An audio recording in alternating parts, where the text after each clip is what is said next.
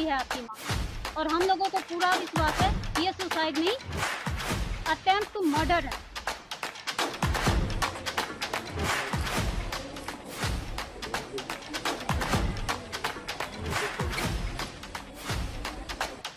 जांच करने का आदेश दिया है, मुझे इसके लिए प्राधिकृत किया गया।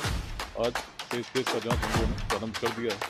अनेक बिंदु हैं जिस पर हम लोग जाँच करेंगे। सारे डॉक्यूमेंट्स भी प्राप्त कर रहे हैं। लोगों से हम लोगों ने अपील की है जो भी इसके बारे में जानते हैं।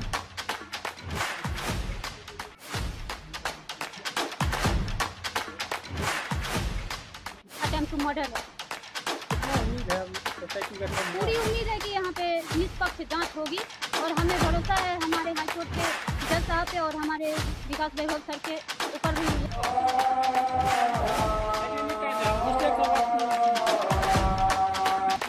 बहुत चुनौतीपूर्ण है। इस प्रकार के आदेश सामान्यतः नहीं दिए जाते हैं। तो माननीय इतना ही नहीं कहा, उन्होंने ये भी कहा कि अपनी टीम के सदस्य भी आपको खुद चुनना है। तो टीम के सदस्य भी चुने गए हैं अलग अलग बिहार के अलग अलग इकाइयों में। 5 साल बाद फिर खुली वार्डन रिंकू कुमारी मौत की फाइल।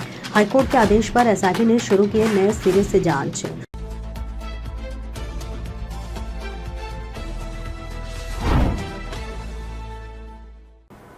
नमस्कार, आप देख रहे हैं बेगूसराय न्यूज प्लेटफॉर्म और मैं हूं आपके साथ खुशी। आइए रुक करते हैं आज की बड़ी खबर की ओर। कस्तूरबा गांधी आवासीय बालिका विद्यालय मुजफ्फरा की तत्कालीन वार्डन रिंकू कुमारी की वर्ष 2021 में हुई संदिग्ध मौत का मामला एक बार फिर चर्चा के केंद्र में आ गया है। करीब 5 वर्ष पहले हुई इस घटना में पुलिस ने प्रारंभिक जांच के बाद इसे आत्महत्या मानते हुए क्लोजर रिपोर्ट न्यायालय में समर्पित कर दी थी। हालांकि मृतका की पुत्री तेजस्विनी कुमारी लगातार इसे हत्या का मामला बताती रही और निष्पक्ष जांच की मांग करती रही। अंततः पटना उच्च न्यायालय के दायर रिट याचिका पर सुनवाई के बाद अदालत ने मामले की जांच पर गंभीर सवाल उठाते हुए विशेष जांच दल यानी एसआईटी गठित कर नए सिरे से जांच कराने का आदेश दिया।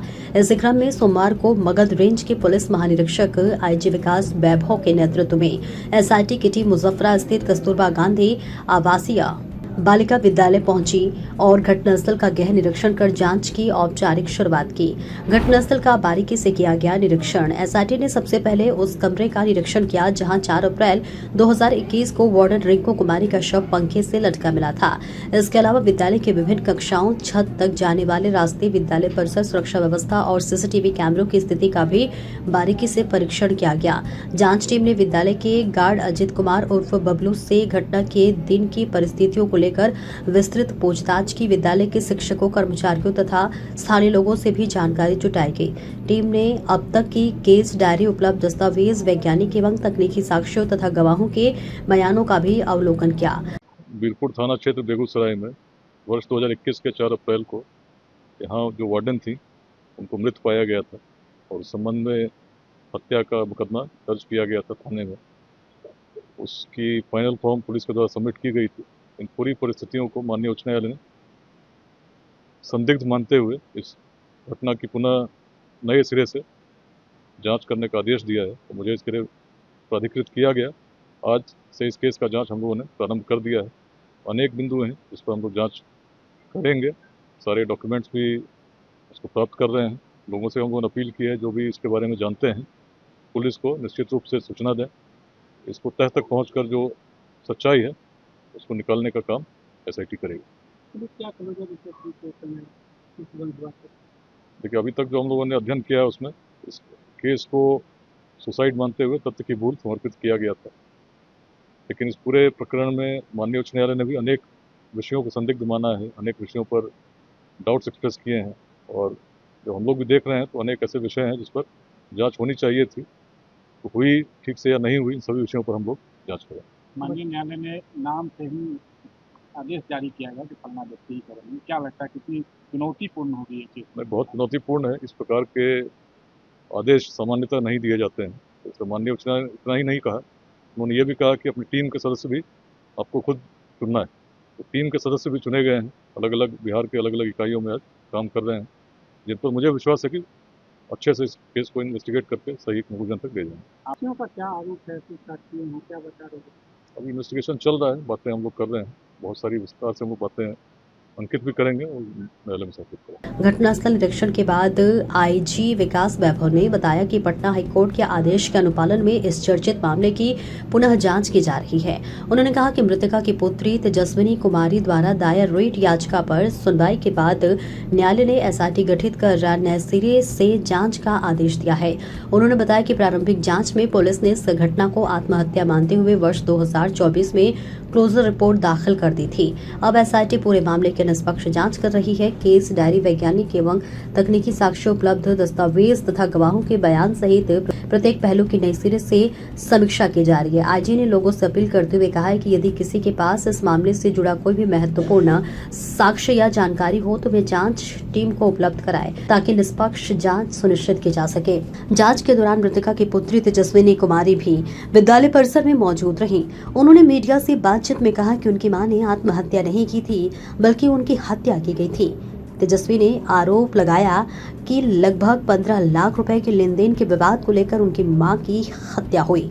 उन्होंने इस मामले में कौशल रोहित की भूमिका के निष्पक्ष जांच की मांग करते हुए कहा कि इसी उद्देश्य से उन्होंने पटना हाई कोर्ट में रिट याचिका दायर की थी, जिसके बाद मामले की दोबारा जांच का रास्ता खुला। मामला क्या है वो आपको समझने की जरूरत है। मामला के बारे में आपको बताते चले कि बरौनी थाना क्षेत्र के असुरारी गांव निवासी रिंकू कुमारी कस्तूरबा गांधी आवासीय बालिका विद्यालय मुजफ्फरा में वार्डन के पद पर कार्यरत थी। 4 अप्रैल 2021 को विद्यालय परिसर स्थित एक कमरे में उनका शव पंखे से लटका हुआ मिला था। उस समय वीरपुर थाना पुलिस ने मामले की जांच शुरू की और बाद में इसे आत्महत्या मानते हुए अंतिम प्रतिवेदन न्यायालय में समर्पित कर दिया। मृतका के परिजन शुरू से ही इस निष्कर्ष से असहमत रहे। उनका आरोप था कि रिंकू कुमारी की हत्या की गई और मामले को आत्महत्या का आरोप दिया गया। मृतका की पुत्री तेजस्विनी कुमारी के अनुसार भूमि निबंधन रजिस्ट्री कराने के नाम पर कुछ लोगों ने लगभग 15 लाख रुपए लिए थे। आरोप है कि न तो जमीन की रजिस्ट्री कराई गई और न ही रुपए वापस किए गए। इस विवाद को लेकर गांव में पंचायत भी हुई थी। पंचायत में आरोपित पक्ष ने 4 अप्रैल 2021 को पूरी राशि लौटाने का आश्वासन दिया था। संयोगवश उसी दिन रिंकू कुमारी का शव विद्यालय परिसर से बरामद हुआ। परिजनों का कहना है कि यही आर्थिक विवाद उनकी हत्या का कारण बना। पुलिस जांच पर परिजनों के आरोप। तेजस्विनी कुमारी का आरोप है कि घटना के बाद वीरपुर थाना पुलिस ने प्राथमिकी दर्ज करने के दौरान उनके आवेदन में बदलाव कराया और जिन लोगों पर उन्हें संदेह था उन्हें नामजद नहीं किया गया। उन्होंने ये भी आरोप लगाया कि जांच के दौरान कई महत्वपूर्ण तथ्यों की अनदेखी की गई और मामले को शुरू से ही आत्महत्या मानकर अनुसंधान किया गया। बाद में पुलिस ने न्यायालय में अंतिम प्रतिवेदन दाखिल कर मामले को बंद करने का प्रयास किया। मेरा यही आरोप है कि कौशल और रोहित के साथ में बबलू कुमार भी शामिल है। क्या पूरा मामला था, कैसे क्या घटना हुआ था? 4/4/21 को मेरी माँ कस्तूरबा विद्यालय में आई है और आने के बाद सीसीटीवी कैमरा बंद हो गया है और बबलू कुमार का कहना है 12 बजे वो आया है और 1:30 बजे वो सीसीटीवी कैमरा चालू हुआ है। ये 1.5 घंटे का अंतराल वो बताएगा। पुलिस क्या क्लोजर रिपोर्ट दी थी? फिर आप हाईकोर्ट गए? पुलिस क्लोजर रिपोर्ट दी है कि सुसाइड की है आपकी माँ और हम लोगों को पूरा विश्वास है कि ये सुसाइड नहीं, अटेम्प्ट टू मर्डर है। क्या हुआ था? उसकी पूरा घटना क्या था? कारण क्या था? क्यों शक है कि आपकी मां की हत्या हुई है? कारण यही है कि 15 लाख रुपए का लेन देन है। 15 लाख रुपए कौशल और रोहित को दिया गया था जमीन के लिए और जमीन इसलिए ले रही थी कि मेरी माँ को घर बनाना था और वो घर नहीं, ना मतलब जमीन मिला और ना पैसे मिले। इस वजह से वो 4/4/21 को कौशल और रोहित ने ये कहा था पंचायत में बैठ के कि 4/4/21 को हम पैसे उसको लौटा देंगे, आपको लौटा देंगे, लेकिन ना पैसे आए ना जमीन आया और हमें इंफॉर्मेशन, हमें जानकारी मिली कि आपकी माँ ने सुसाइड कर लिया और जब यहाँ आके देखा तो सुसाइड नहीं, अटेम्प्ट टू मर्डर है। कितना उम्मीद है एसआईटी गठन? पूरी उम्मीद है कि यहाँ पे निष्पक्ष जांच होगी और हमें भरोसा है हमारे हाईकोर्ट के जज साहब पे और हमारे विकास वैभव सर के ऊपर भी यकीन है कि निष्पक्ष जांच होगी और हमें न्याय मिलेगा। आज क्या सब कुछ सर, आज जो हम लोग आपको पहले भी बता चुके हैं, यही 15 लाख का लेन देन था, उसी पे डिस्कशन चला हम लोगों का। हाईकोर्ट ने जांच पर उठाए गंभीर सवाल। पटना हाईकोर्ट ने मामले की सुनवाई के दौरान पुलिस जांच पर गंभीर टिप्पणी की। अदालत ने कहा कि केवल पोस्टमार्टम रिपोर्ट के आधार पर आत्महत्या का निष्कर्ष नहीं निकाला जा सकता। अदालत ने यह भी माना कि जांच के दौरान कई महत्वपूर्ण पहलुओं की समुचित पड़ताल नहीं की गई। विशेष रूप से सीसीटीवी फुटेज की प्रभावी जांच नहीं हुई। 15 लाख रुपए के कथित लेन देन की समुचित जांच नहीं की गई। अन्य संदिग्ध परिस्थितियों का समग्र मूल्यांकन नहीं किया गया। जांच शुरू से ही आत्महत्या की धारणा को आधार बनाकर की गई इन टिप्पणियों के बाद हाईकोर्ट ने एसआईटी गठित कर मामले की नए सिरे से जांच कराने का आदेश दिया। हाईकोर्ट के निर्देश पर गठित एसआईटी के मगध रेंज के आईजी विकास वैभव के अलावा बेगूसराय रेंज के डीआईजी शैलेश कुमार सिन्हा, विशेष निगरानी इकाई पटना के डीएसपी अशोक झा, बगहा के एसडीपीओ निहार भूषण, पूर्वी मुजफ्फरपुर के एसडीपीओ अलय वत्स, पुलिस निरीक्षक कुमार अभिनव तथा बेगूसराय जिला पुलिस के अन्य अधिकारी शामिल रहे।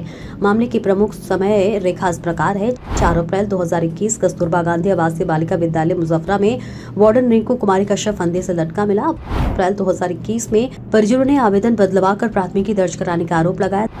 10 अप्रैल 2021 को डीजीपी सहित वरीय अधिकारियों को ईमेल भेजकर निष्पक्ष जांच की मांग की गई।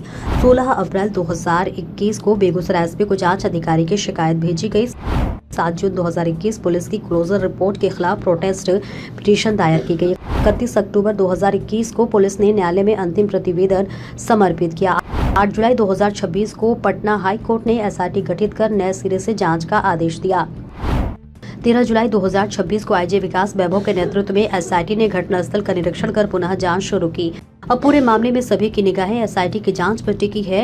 ये जांच तय करेगी कि वर्ष 2021 में हुई रिंकू कुमारी की मौत वास्तव में आत्महत्या थी या फिर परिजनों द्वारा लगाए जा रहे हत्या के आरोपों में कोई तथ्य है। बिहार के बेगूसराय से बेगूसराय न्यूज प्लेटफॉर्म के लिए दिवाकर कुमार की खास रिपोर्ट। खबरों में अब तक के लिए बस इतना ही।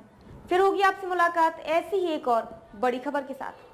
तब तक के लिए नमस्कार और देखते रहिए बेगूसराय न्यूज प्लेटफॉर्म। ऐसे ही लेटेस्ट अपडेट्स पाने के लिए हमारे चैनल बेगूसराय न्यूज प्लेटफॉर्म को सब्सक्राइब करें और तुरंत नोटिफिकेशन पाने के लिए बेल आइकन प्रेस करना ना भूलें।